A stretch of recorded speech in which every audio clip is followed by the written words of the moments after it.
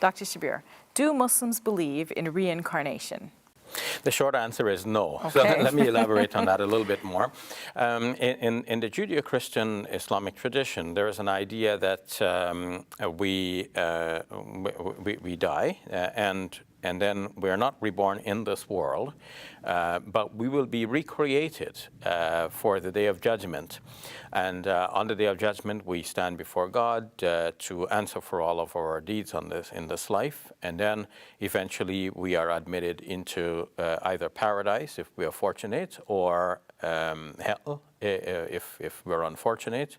And of course, this depends on one's deeds. If one does the deeds that make one deserving of going to paradise by the grace of God, then one goes to paradise. If one does evil, then one goes to the unfortunate place. There is a middle ground that is referred to as Al-Araf in the Quran, the heights. And this is mentioned in the 7th chapter of the Quran, which takes its name from the mention of this special place.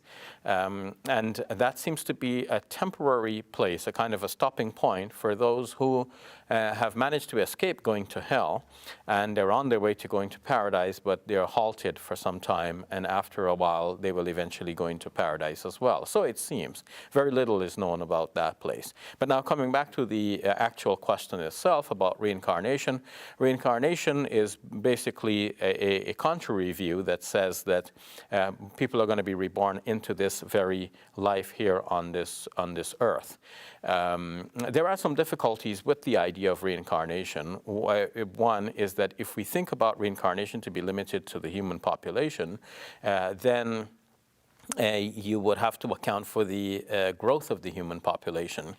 How do you have more humans now than you used to have before? And so the idea has to be expanded to outside of the human population, in which case you're thinking that the human today could be an animal in another life, and an animal in a previous life may be a human today.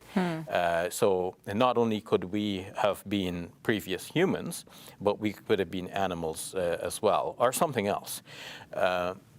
Now, one of the difficulties with this has been pointed out by Peter Geach, a philosopher, and his point was basically that to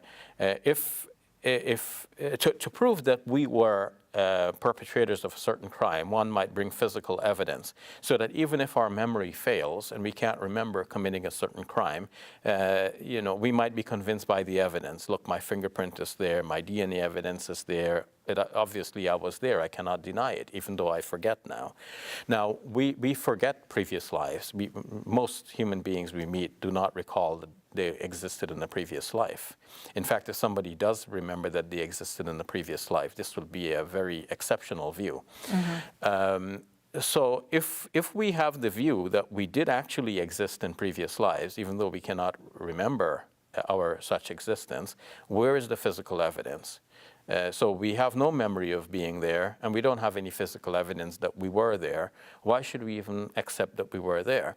Especially if it may mean that by accepting that we lived in a previous life, theoretically we are accepting that probably we committed crimes in a previous life.